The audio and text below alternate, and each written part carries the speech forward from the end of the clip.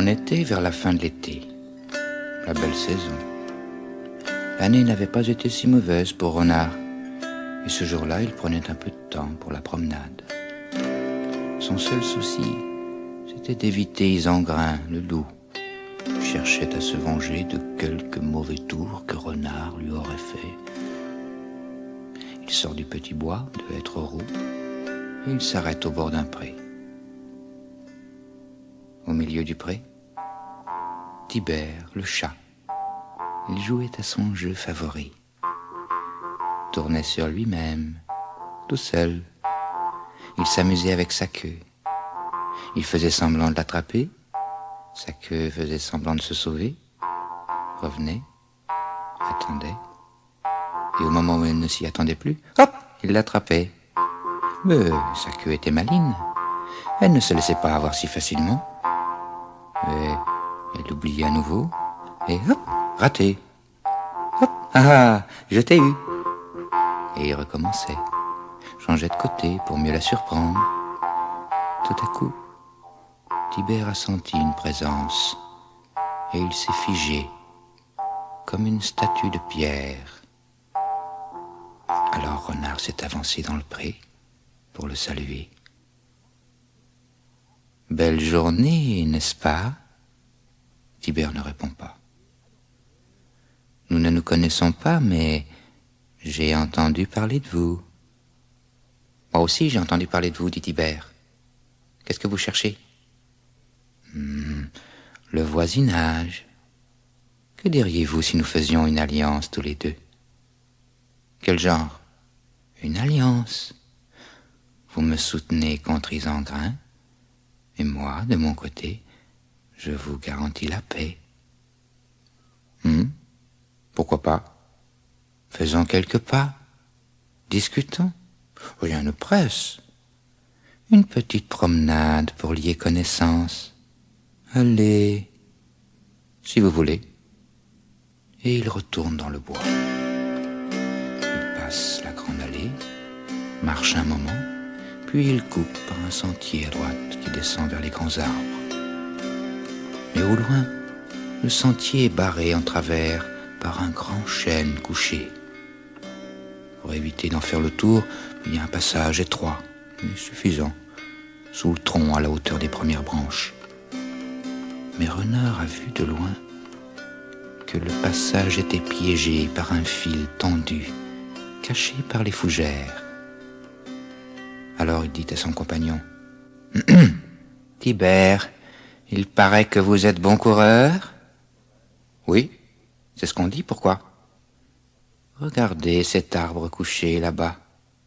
En combien de temps pensez-vous être rendu de l'autre côté ?» Tibère mesure la distance et il dit à Renard, « Vous savez compter jusqu'à 3 ?» Renard répond, « 1, 2, 3. » Tibère a bondi sur le sentier, comme un ricochet sur un étang. Il court, ventre à terre, et fait sauter la terre et les feuilles derrière lui. Il court, il court, il court. Il arrive bientôt à la hauteur de l'arbre, mais au dernier moment, il voit le fil qui brille. Alors il fait un écart et s'arrête, à quelques centimètres de l'arbre. Renard lui dit, « Vous perdez du temps, mon ami. Pourquoi vous arrêtez? Nous avions dit de l'autre côté. » Vous avez raison. C'est trop bête. Je recommence. Il rejoint Renard et il s'élance à nouveau. Il s'allonge, saute, rebondit. Il galope, il file comme un éclair à travers le sous-bois.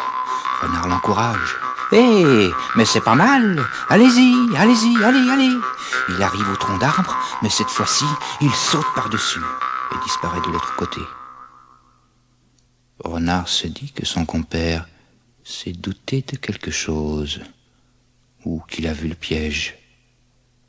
Tibère revient avec un drôle d'air. Renard voit qu'il ne lui reste qu'une seule chose à faire, ébranler le moral de l'adversaire. Alors il commence à se moquer de lui. « Eh bien, moi qui allais me fier à vous pour combattre Isengrin, vous feriez mieux de changer de technique, hein, mon ami. Style fantaisiste, des écarts, des sauts, c'est désastreux. J'ai bien peur d'avoir été abusé par votre réputation. Mais Tibère n'a pas le temps de répondre. Il se retourne. 2 chiens noirs énormes arrivent à toute allure du haut du bois, droit sur eux. Aussitôt, Renard et Tibère s'élancent, dévalent le sentier. Mais les chiens gagnent du terrain. Et voilà nos 2 compères qui font la plus belle course de leur vie. Ils courent côte à côte comme 2 flèches. Ils arrivent bientôt à la hauteur de l'arbre. Renard regarde le piège. Il va l'éviter, mais Tibère le pousse sur le côté. Et Renard fonce droit dedans. Sa patte a heurté le fil. La clé saute. Et la lourde trappe de bois retombe, en lui emprisonnant une patte. Tibère se retourne, et sans s'arrêter, il lui lance: Ma réputation était juste, mon ami. À l'avenir, n'essayez pas de chatouiller un vieux chat. Et il disparaît. Mais les chiens sont déjà là, et ils tournent autour en aboyant. Renard essaye de les tenir à distance, à coups de dents, à coups de griffes, tout en essayant de retirer sa patte. Le paysan arrive derrière, en courant, une hache à la main. Renard sent qu'il est fini. Il voit s'approcher l'homme, il le voit lever la hache pour lui couper la tête. Mais en s'abattant, la hache dévie, elle s'écrase dans le bois, faisant éclater la trappe en morceaux. Renard en profite pour se dégager, et il s'enfuit, sans attendre le 2e coup. Il fonce, le feu dans la patte, à travers la forêt. Les chiens perdent du terrain, puis finissent par renoncer. Renard peut reprendre ses esprits, et il l'a échappé belle. Il ne lui restait qu'une seule chose à faire: regagner son domaine de Maupertuis. Mais il marchait lentement, et il avait du mal à se diriger, tant sa jambe le faisait souffrir. Bientôt il arrive à un ruisseau. Là, il lave ses plaies et se fait un pansement de fortune. Puis il repart pour sortir de la forêt. Quant à la lisière, il tombe sur une lande, une grande lande. La lune est déjà haute, et là, il voit bouger dans les genêts devant lui. Il s'avance avec précaution. C'était un mulot minuscule qui marchait devant lui. Il réalise qu'il n'a rien mangé de la journée. Alors, il rassemble son courage. Il veut sauter, mais sa patte lui lance une douleur si vive qu'il le rate et retombe presque aussitôt dans un roncier enchevêtré. Le mulot s'est échappé, et Renard n'a plus entre les dents que des épines, comme quelques griffes de chat. Renard passera la nuit sur la lande, à maudire la terre entière, la lune, les mulots et les pièges des hommes. Mais ce qu'il maudissait surtout, c'était Tibère, le chat.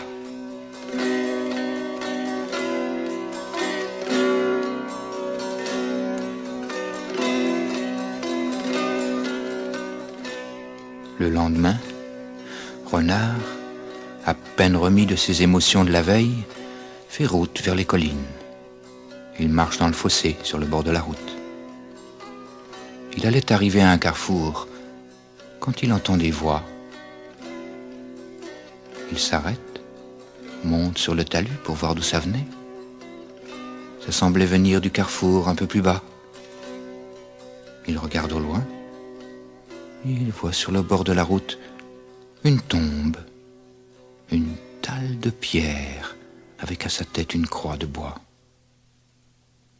Mais c'est qu'il y avait du monde autour de la tombe.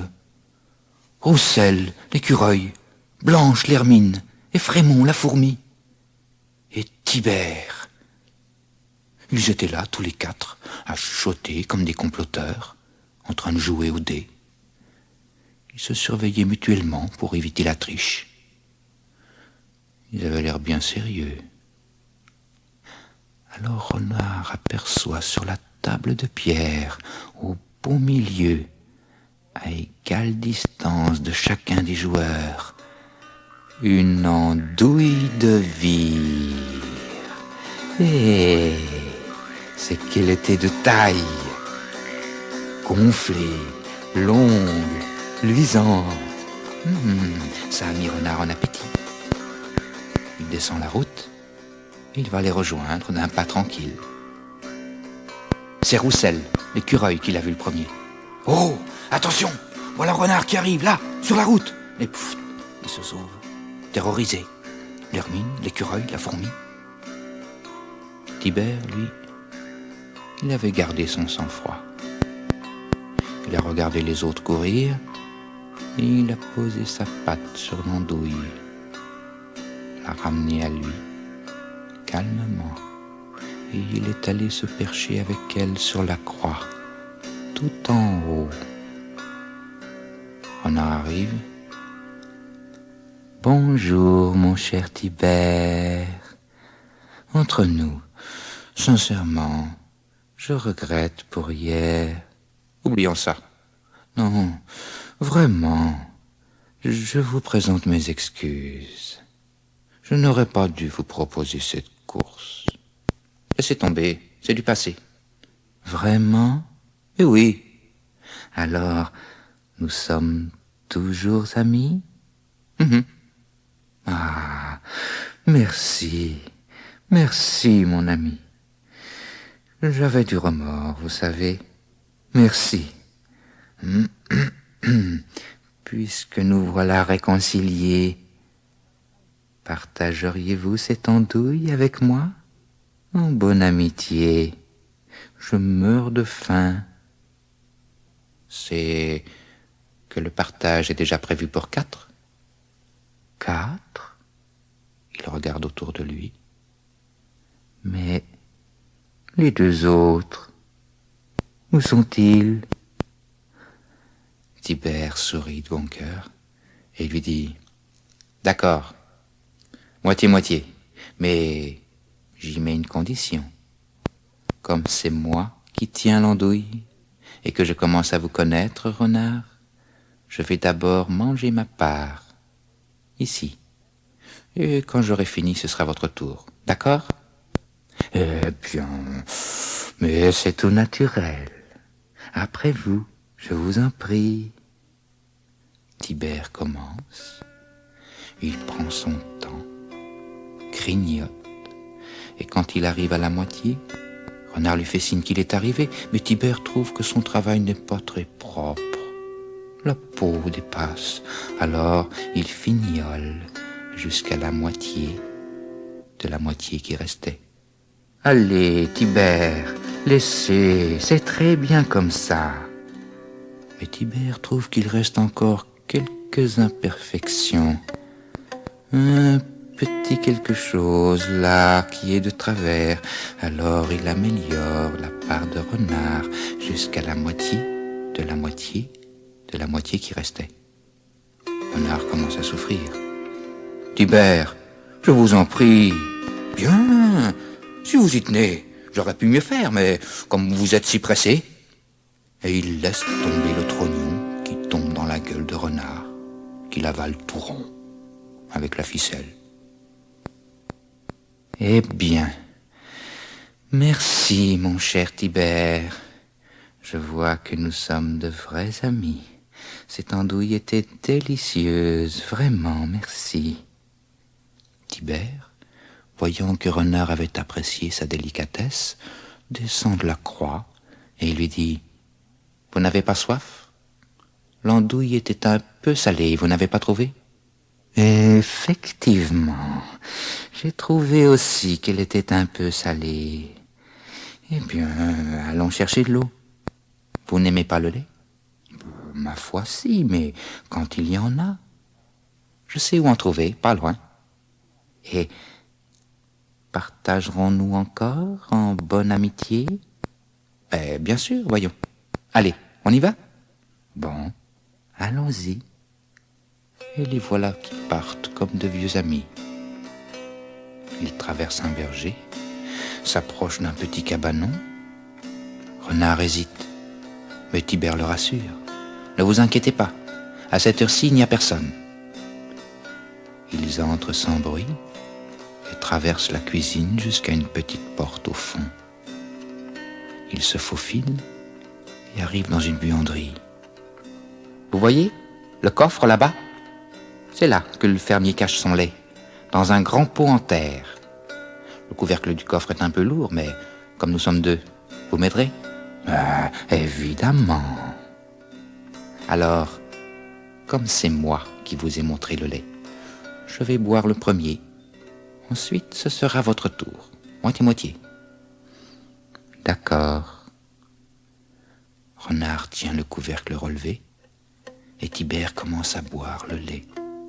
Patiemment, comme il faisait toujours, en faisant sauter délicatement les gouttelettes de la langue.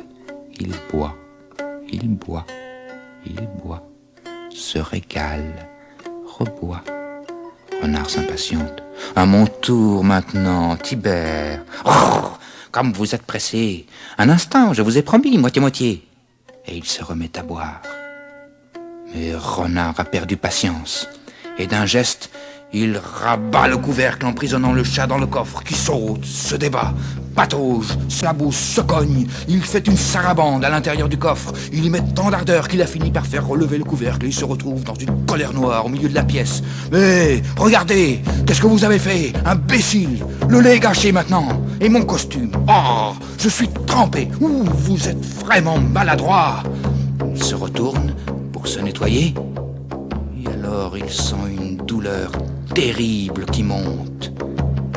Ma queue! Regardez! Elle est coupée en deux! Mais vous êtes fou! Je suis peut-être maladroit. Mais moi, mon cher Tibère, quand je coupe une moitié, je coupe une vraie moitié. Et il le laisse, là, au milieu de la pièce.